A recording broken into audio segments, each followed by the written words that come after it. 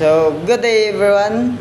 I am Sakayor Jake Lloyd and I am presenting a video for my final exam. So, ang topic sad nga na hatag sa kuha is ang unsa to? Central dogma. So, karasad siyang central dogma nag-describe sad na siya sa flow sa genetic information. So kadto silang katong DNA to RNA, RNA to protein. So karasad sila nga mga process nag-involve sad na sila katong gitawag nga tulo ka stages. So kadto sang tulo ka stages, mao sad tong first is ang katong replication. Next is ang transcription, and lastly is katong translation. So kara sila mao na sila mga process para makahimo ta og DNA. So mag-proceed yuta sa DNA gyud. So wala na dugay-dugay pa, mag-proceed na ta sa atong main question nga atong gikuha. So naman tay duha ka klaseng question ato. So nagkuha ko usa ka question para sa for final presentation sa ang exam. So the question is ang so discussing the enzymes involved in the central dogma. So karasad siyang enzymes mura siya mag-work together para makahimo sila og copy sa DNA usa mag cell division. So first ato is katong unsa to siya? Katong helicase. So karasad siyang helicase. So based sa ako ang nainumduman ako atong nag oral examination mi ato is daw siya mag-unzip o mag-separate sa katong double strand sa DNA or katong gitawag nga double helix. So unsaon sa DNA nasa to'y pangutan ang gihatag si mama ato nga unsaon daw pag unzip daw o unsaon daw pagbuwag kadto sila. So karasad siya yun na siya iya bungkagon ang katong gitawag na hydrogen bonds sa ilang between sa base pairs. So karasad siyang mga base pairs, masad na silang mga nucleotides nga naa sa DNA. Di ba upat man to ang naa sa DNA nga mga nucleotides. So matong adenine, thymine, cytosine and guanine, kara sila. So mo na siya dirang sa helicase. So next naman is ang katong primase. Gimension na sad na. So karasad siyang primase, masad na siyang mag-synthesize sa short nga RNA segment nga gitawag nga primer. Yes. Primer. So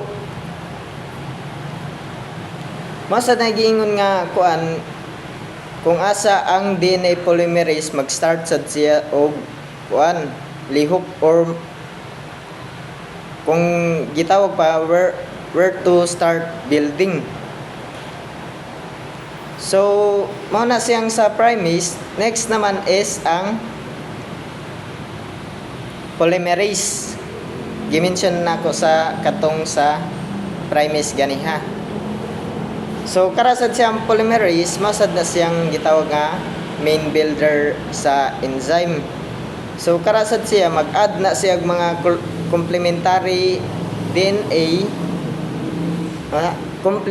DNA nucleotides para mo tubo ang kara siyang strands adto sa 5 to 3 direction.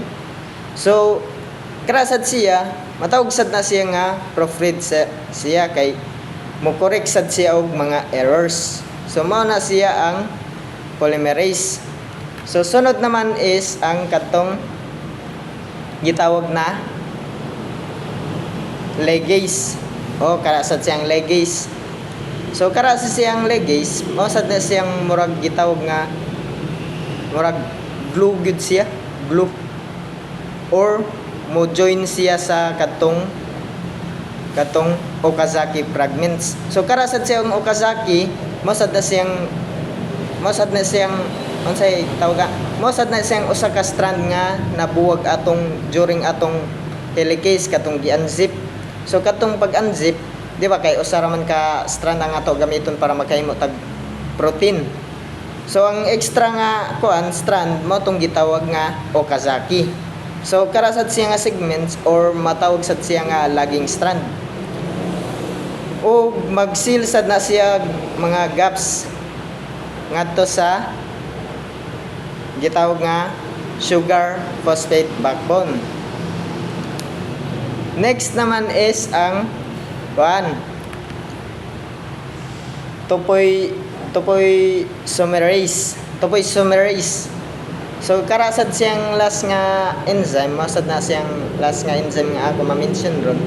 So kare siyang topoisomerase is mao na siyang mag-relieve sa tension sa or mag-prevent siya sa DNA nga magbubod or gitawag nga tangling or katong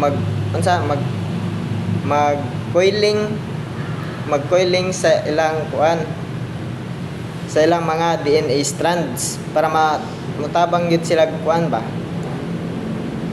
murag pakalmahon niya ang kara siya nga strand ba para dili gyud kay ingon nga magkabubod gyud sila.